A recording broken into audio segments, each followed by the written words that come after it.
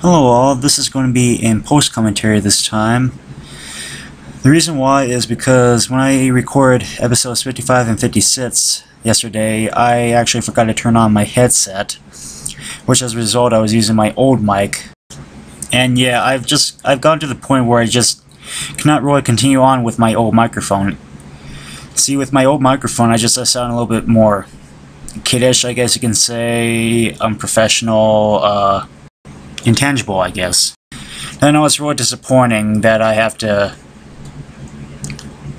cut the footage for episodes 55 and 56, but for episode 55 I just basically did some stuff that are just renewable, so I can do that in a later episode. But for episode 56 there are lots of important points, so yeah, I apologize if this episode is going to be in post instead of live, but sometimes you just have no other choice but to do that in post. So I hope you enjoy the show. So the first thing I did, actually at the end of episode 55, was I went to Merlin's place. Again, and what do we have here? We have a visitor. It is an engine. If you don't know Mario 2 or Mario World, then you don't know what an engine is. So anyway, he kind of tells a story, his plea, and he is from the Shiver region in Starborn Valley. He talks about Merle, who is actually Merlin's son. You see, there we go. It seems he's calling for you. So yeah, it's basically some sort of oracle that I'm supposed to go up to Starborn Valley and meet him there. So yeah, I have to not delay. And so yeah, then Ninja leaves and immediately tells Merle. And yeah, Merlin gives us advice as to how to actually reach Shiver City. It's not quite like all the other locations that we've been to in Mushroom Kingdom. I mean, you have to reach it via a special pipe in Town tunnels. And here's something that I do as sort of an Easter egg, but I had to get it out of the way. And this one I did mention Luca Jin because I watched her entire 1000 Year Door playthrough, and she basically used the quick change badge basically throughout her project. So yeah, the quick change badge is basically that's when you when it comes to your partner's turn, then you actually when it comes to your partner's turn and you want to switch partners, then you don't have to actually go with the enemy's turn when you switch out, so you can actually use that other partner if you please. And unfortunately we can't really use it because it requires 4 badge points, but I digress.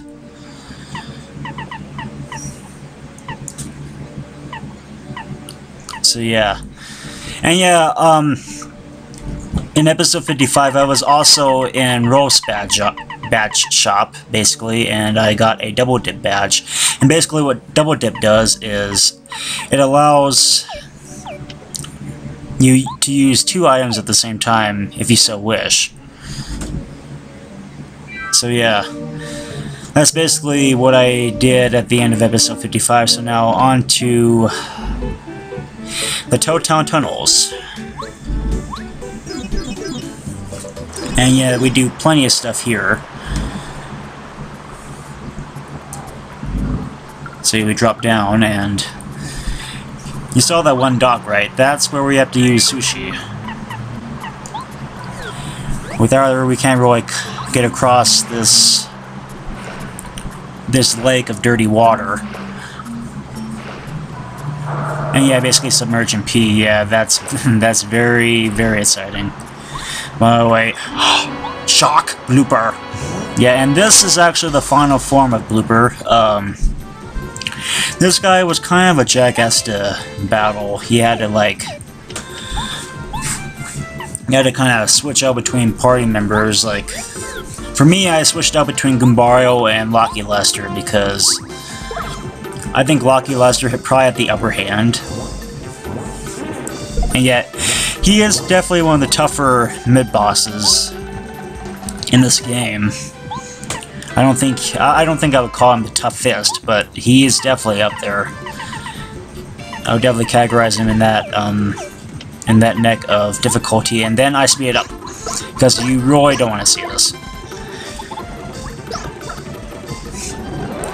And yeah, he spurts out his children, who were actually kind of a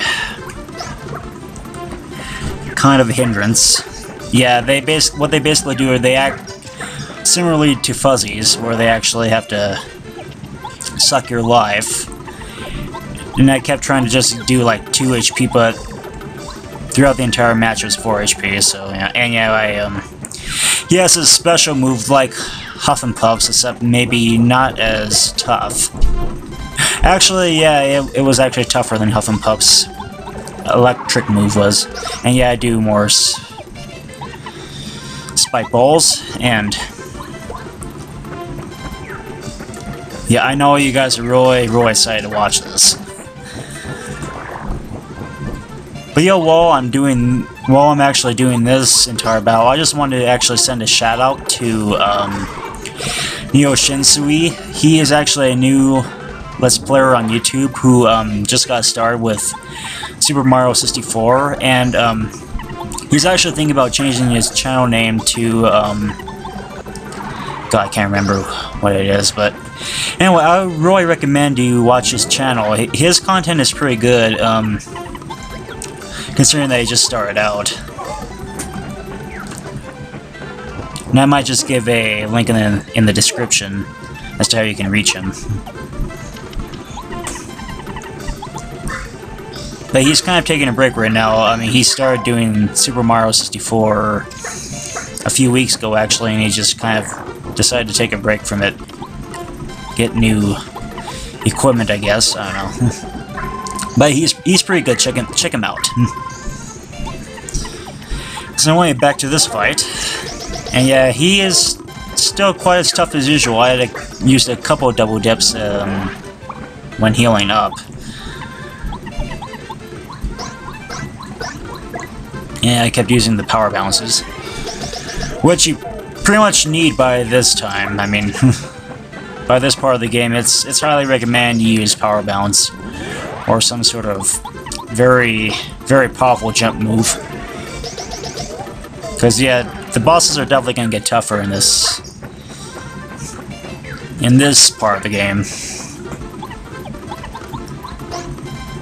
And I take the bloopers out nonetheless. But of course, on my game musicians, it does of course take a little bit of luck. And I almost level up, and we get a, guess what, another shortcut. Or does said shortcut lead? Well, you'll find out soon enough.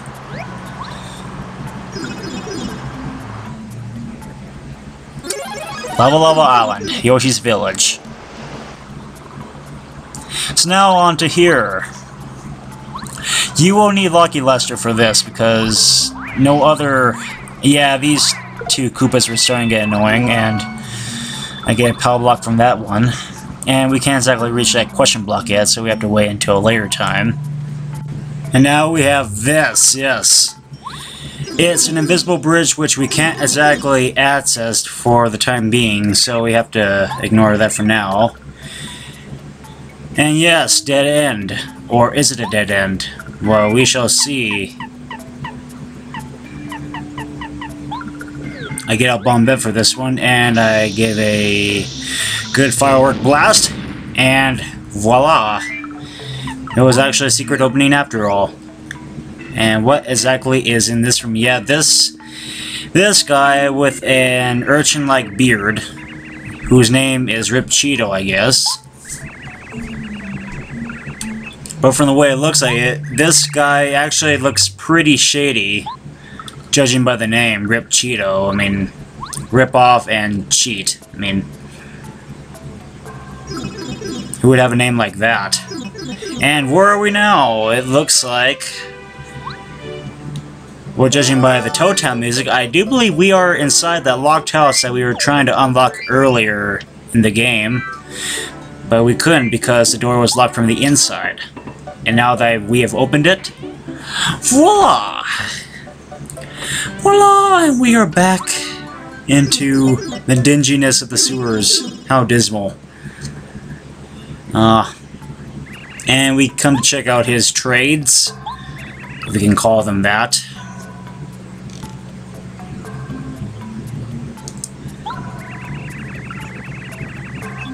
Great fortune, yeah, great fortune, my leg.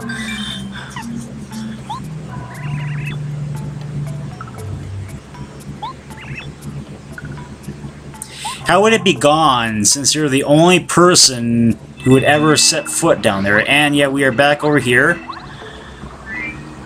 And as I said, you do need Lucky Lester to actually ferry across those spikes, because no other party member can actually do that for you. So you have to actually wait until you actually accomplish World System. And yeah, this room is infested with spinies, so I'm just going to speed it up. And get hit a lot. Yep. And for the record, I get hit 3 times, so yeah. I was really danger prone in this episode. Yeah, there was a couple more of these dumbasses, which we managed to dodge. And now we have a jump pad and a wall, which would be a little bit suspicious if there was actually just a little wall there guarding something. And see, another jump pad. But there may be something different about that jump pad. Yeah, it's higher up this time. And what I actually try to do is I see if it's doable to actually jump from that second middle step, and we can actually break the jump pad from there. But after a few failed attempts, I just decided to let bygones be bygones, and but I mean, I just had to keep going at it. But anyway, we get the Ultra Boots, the ultimate power of my jump attack. So yeah, I get to do a tornado jump by pressing A. Very, very convenient.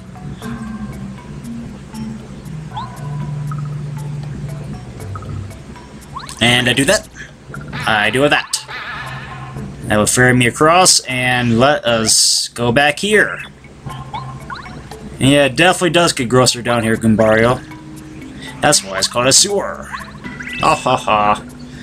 And yeah, apparently, but now that we have our tornado jump power, we can actually access that hidden bridge. That hidden question mark bridge that we couldn't earlier. Yeah, even with Pericurry, he wouldn't have enough wing power to actually ferry me across that. I would have to have the old classic Mario Bros. Trick, which is revealing hidden blocks. And I failed at this a couple of times. But I managed to jump across safely. And, whoa, what is that sound? That sounds like different music in the background. Could it be? Could it be that we're smelling different lands? Don't quote me, but I'm betting that the pipe goes somewhere. Want to bet, Goombario? Do you want to bet $5 that actually goes somewhere? Yes, it does! It apparently is a lot colder. Judging by that little glockenspiel in the background. Just a scene earlier, and we get another super block. And for this one, we are going to upgrade Lady Bow's power to the ultimate fan smack attack. How I know this? Well, obviously my game musicians, I have played this before, and I'm doing this in post-commentary, so there we go. And now that Lady Bow is at Ultra rank, we are going to be going up these... Well, we actually wanted to investigate a little bit, but we actually climb up these 3 stairs. And do you think we are near the Shiver region? Does the ice give you actually any hints? Any clues whatsoever? Yes, it does. Chapter 7, A Star Spirit on Ice. And that, my friends, that silhouette right there is an old friend. And I'm not going to tell you who his name is, because it is he who is must not be named. And yes, this is my favorite chapter in... okay. Anyway, this is actually my favorite chapter in the entire game, and yeah, this is actually my favorite track out of the entire soundtrack. I mean, you have to listen to it. It sounds cheerful, it sounds peaceful, it kind of reminds you of Christmas. But anyway, Again, sorry that I do this in post, guys. I mean, sometimes we all make mistakes, but anyway, I hope you liked this video, and see you next time.